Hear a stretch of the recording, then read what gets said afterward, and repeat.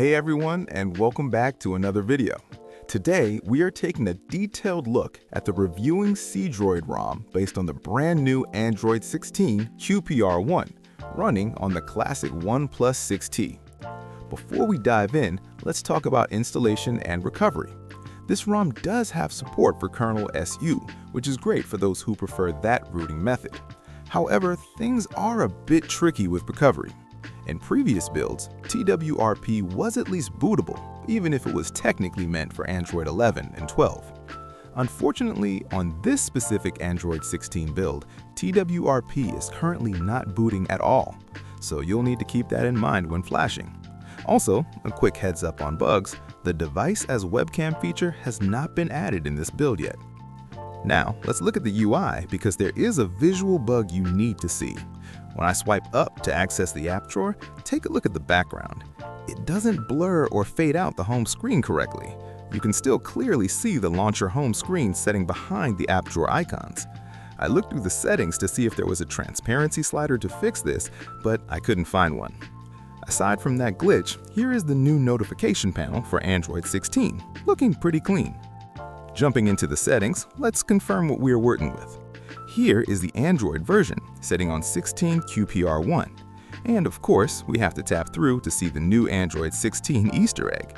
It is pretty impressive seeing the 6T running software this new. Moving on to connectivity, under the network and internet settings, this ROM is actually quite helpful. It comes with a pre-configured private DNS option. Instead of typing in host names manually, you have multiple DNS options ready to go out of the box, which makes setting up ad blocking or secure DNS much faster.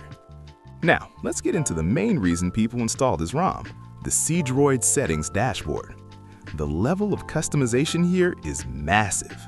Starting with the status bar, you can toggle the visibility of almost every system icon, cast, NFC, volt, you name it.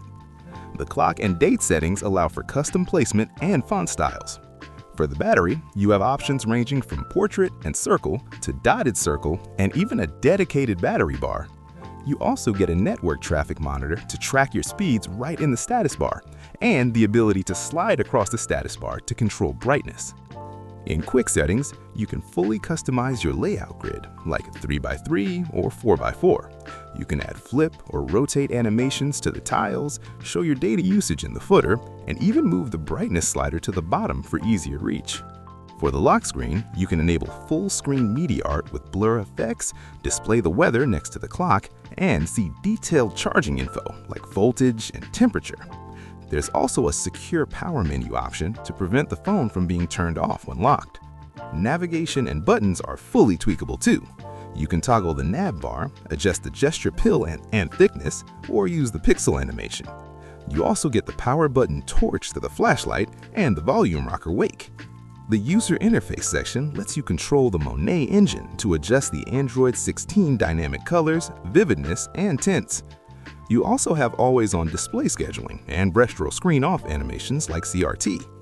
Under sound and notifications, you have less boring heads-up to stop notification spam, and the Pulse feature, which brings a visible audio visualizer to your lock screen.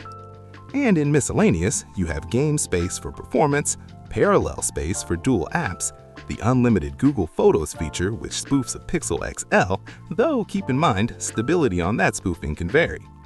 Talking about battery life, I've been testing this for a bit. To be honest, it is strictly average. It's not bad, but it isn't excellent either.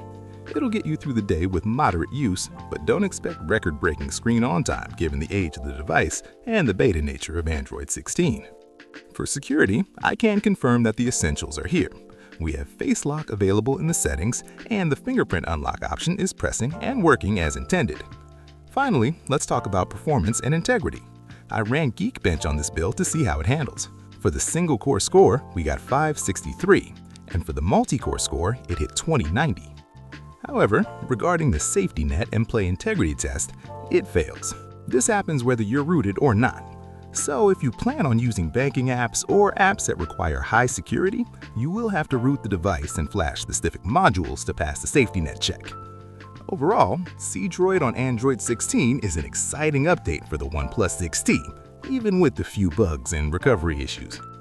That's it for this review. If you found this helpful, hit that like button, and I'll catch you in the next one.